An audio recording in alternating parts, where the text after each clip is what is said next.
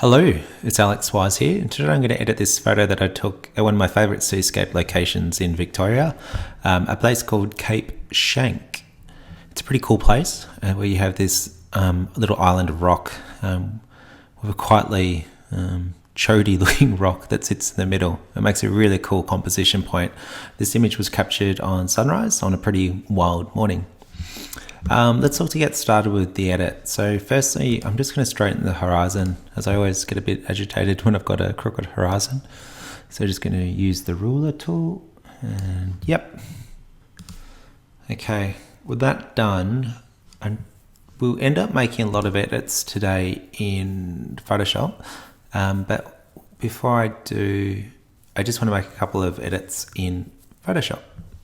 In Lightroom, sorry. So what we're going to do, we're just going to give the highlights a slight decrease. Lift the blacks tiny.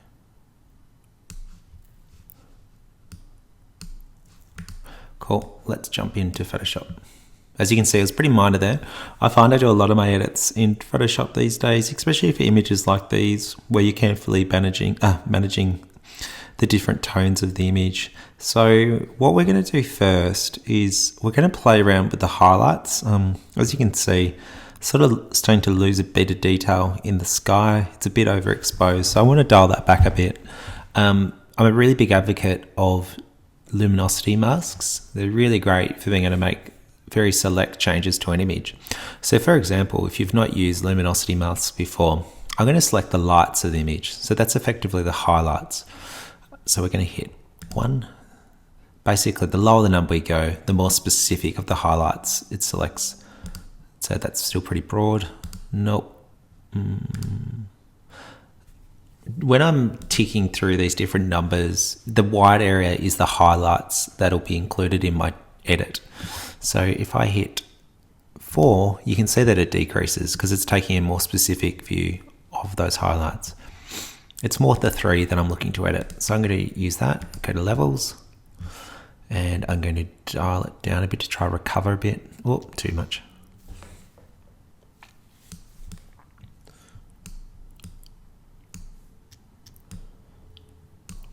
That's better.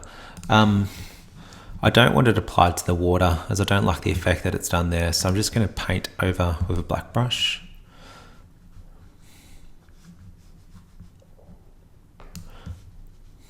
Cool. Oh, ignore. Next, what I'm going to do is I want to play with the mids a bit. So similar again, it's creating a mid-level mask and then selecting levels. And then I'm going to just, might help if I select the slider.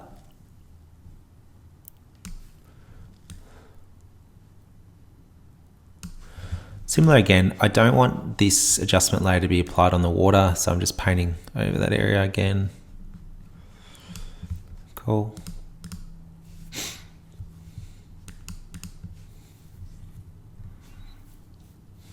Next, what I'm going to do, I want to add some contrast to the image. So what I'm going to do is use a curves mask, select a RGB, and I'm just going to drop my shadows a bit.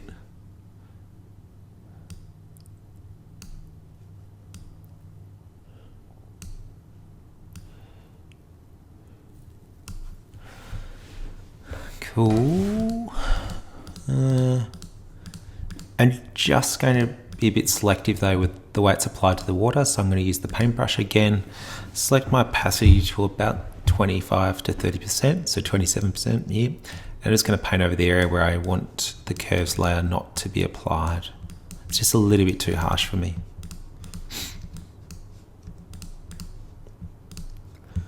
Okie dokie. Next, what I'm going to do, I'm going to create a curves layer again using my shadows, and I want to bring out this area here in the bottom right hand corner a little bit. So what I'm going to do is use my luminosity masks to select that area. Cool. Levels. And something I like to do is play with this slider sometimes. You have to be careful though, as it removes a lot of contrast from the scene. But I'm just going to dial this up a bit. Whoa, too much.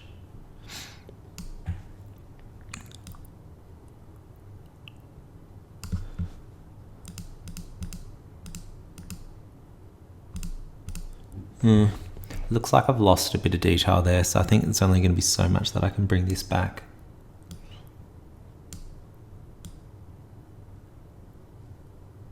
Might help if I've got it turned on. Oops. So let's just do that again.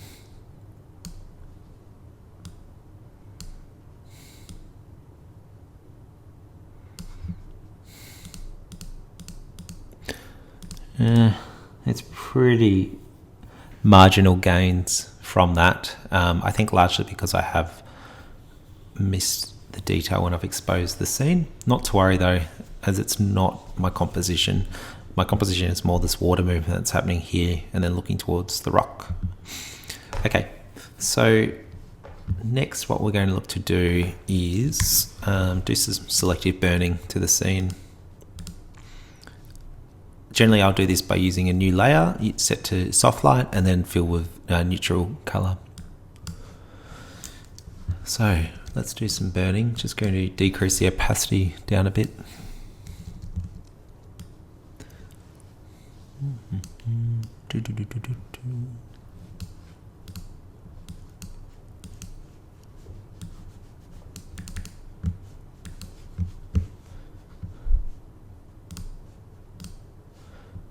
Cool. And now I want to just do the same, but this time dodging.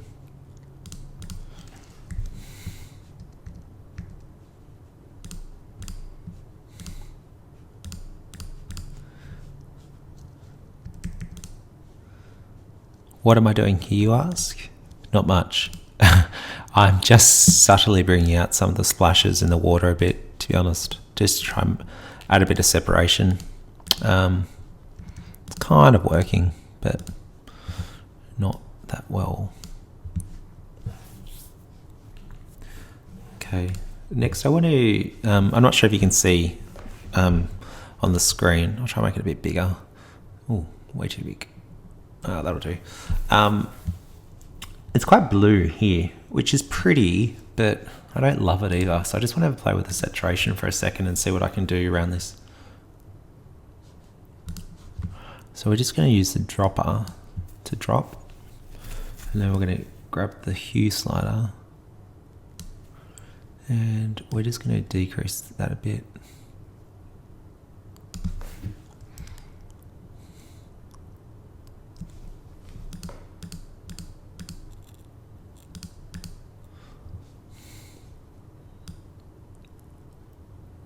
Cool.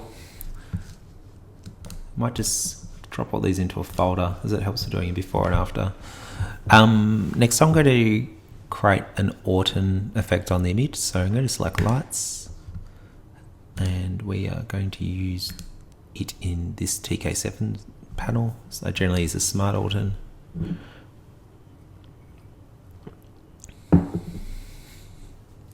And once this loads, we'll set the radius to 50 megapixels, which is thereabouts the same megapixel range of my Nikon D850.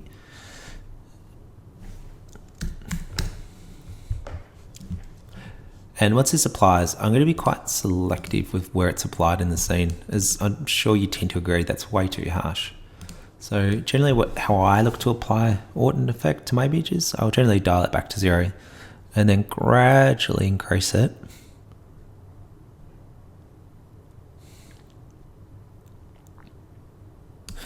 To a point where I'm happy with the way it's applying to the image.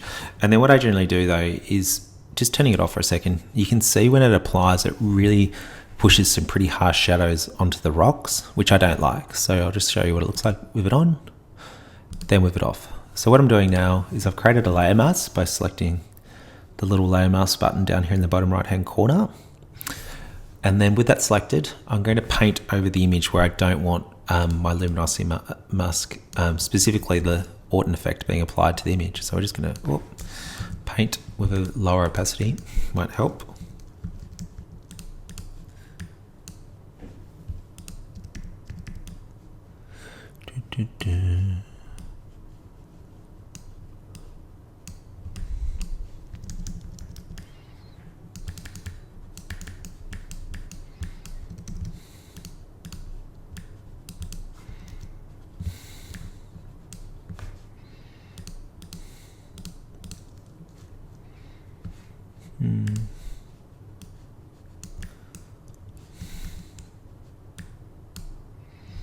So I'm just going to do a before and after for a sec, just to get a sense around how we're going.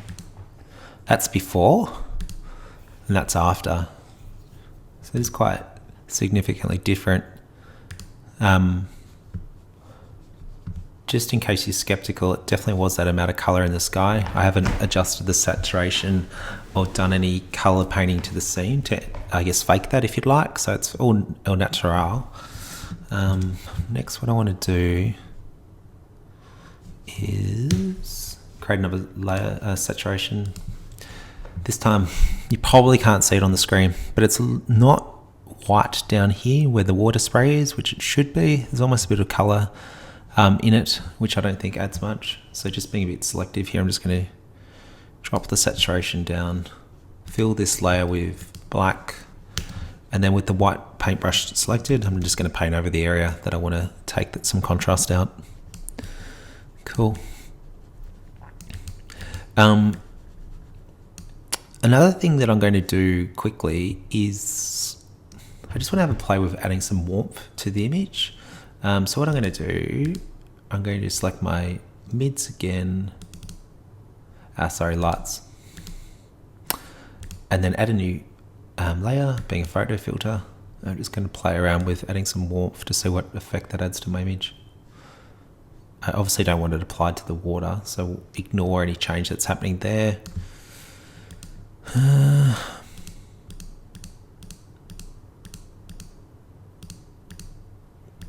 Nah, scratch that. That was a terrible idea.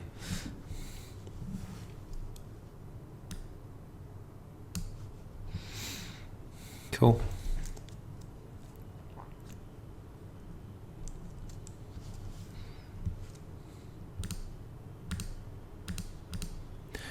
To be honest, I'm pretty happy with how the image is looking. This has been a pretty quick edit. I don't think really much more is required here. You may disagree. You may have done things slightly different to how I've done it here, but just to give you the before again, that's before. So it's lacking contrast, lacking color.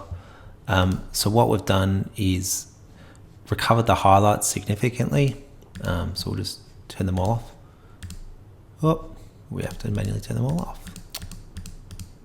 So this is with the highlights recovered.